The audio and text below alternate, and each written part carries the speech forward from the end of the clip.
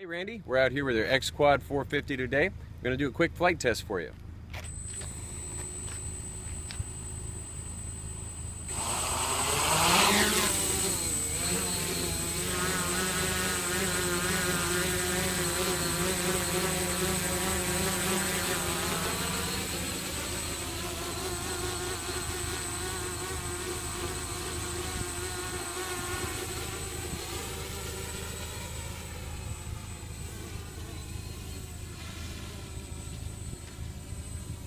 Okay, we'll hit the retracts. You see it'll hold its location really well. I'm trying to do this quick before it rains on me here. We'll hit your retract switch, which is your black switch. We'll bring that down a little bit.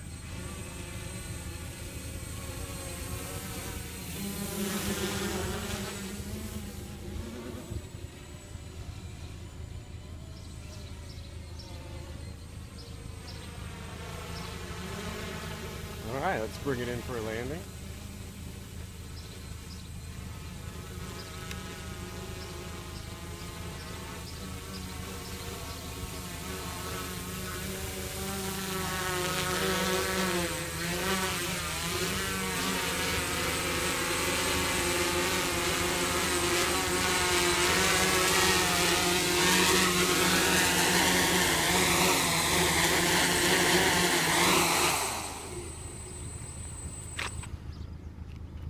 All right, Randy, we've got your X450 here with retracts, and we've got your Finotech brushless gimbal as well as your Futaba 14SG.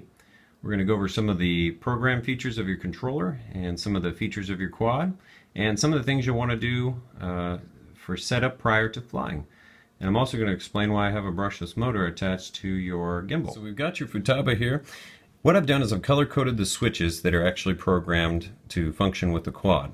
The other switches that are not programmed don't actually have any function. They're not programmed at all. So let's start out with the green switch. The green switch is your flight mode switch. So in the all the way back position is GPS mode, and that's what it's going to default to each time. Putting that in the center position would be your attitude mode. That's for sportier flight characteristics. You'll get a little bit more speed there, more agility. And then all the way down, that's full manual mode. You'll need constant input on the sticks in order to control the quad. Over here you got your yellow switch. This is for your failsafe.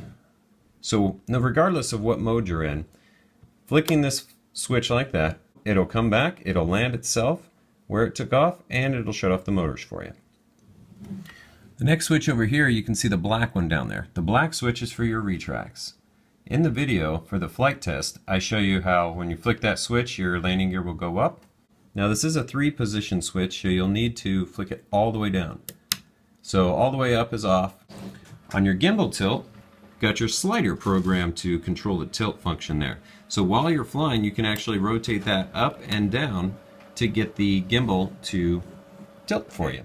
I'm going to demonstrate your gimbal function here in just a second, but that's why I have a brushless motor attached here, because I don't have a GoPro with me currently while I'm doing this video. So this brushless motor right here weighs the exact same amount, 73 grams. So just rubber banding it to it there, it'll work perfectly when I show you here in just a second.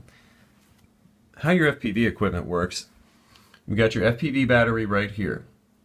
Okay, so this red power plug here, this goes to your video transmitter, which is located right there. You can see the antenna coming off of it there. Okay, so what you're going to do is you're going to plug this battery right here into this red cord. So those two will go together, and that will power your video transmitter. Then when your GoPro is in your gimbal, you're going to turn your GoPro on, and then you're going to take this little cable right here and plug into the side of your GoPro into your live video out port. Okay, so one thing that's real important is you won't get any image on whatever monitor you're using for your FPV. You're not going to get an image on there unless your quad is actually plugged in. You want your quad plugged into the main power plus this and your GoPro turned on, and then your receiver will pick up the image. This is your FPV receiver. Okay, so to turn this on, you'll hold this button down and it'll come on. You'll see a number light up here. Now hitting this repeatedly will change the channel for you. You got your audio video 1 and 2 outputs right here, and then this is your power input. So you'll take this cord and plug it in there, and then you'll see that this battery right here that I'm including for you will power this. So that plugs into there. And then this will just go to whatever monitor you got. So that's how you're going to set that up. And again, when you plug in your power here from the little battery into this, that'll power your video transmitter. Then plug in the main power to your quad to power your IOSD.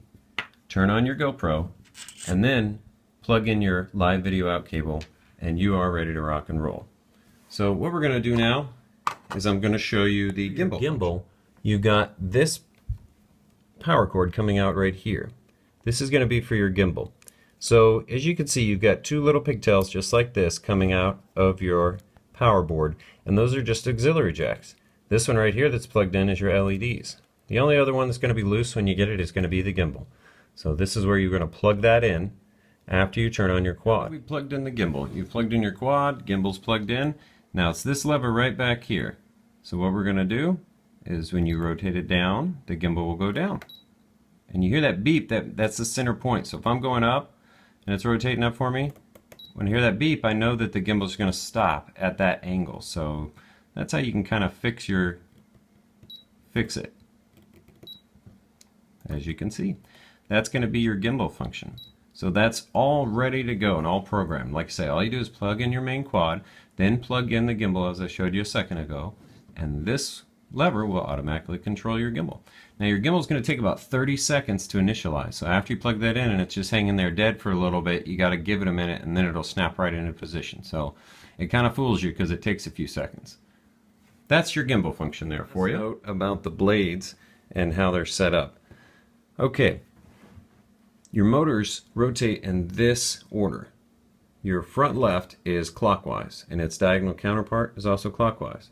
Counterclockwise is your front right, and its diagonal counterpart is also counterclockwise. When you screw these down, make sure you don't do it too tight, but you want to make sure they're tight enough that they're not going to fly off. If these fly off and a blade comes off while you're flying, it's toast. It's going to do somersaults all the way to the ground. So you wanted to get it on there nice and snug. And I just wanted to say not over tighten, but definitely tight enough to where you tighten it down and it stops and it's good. So that's been your X Quad. Randy, if you have any questions, just let me know.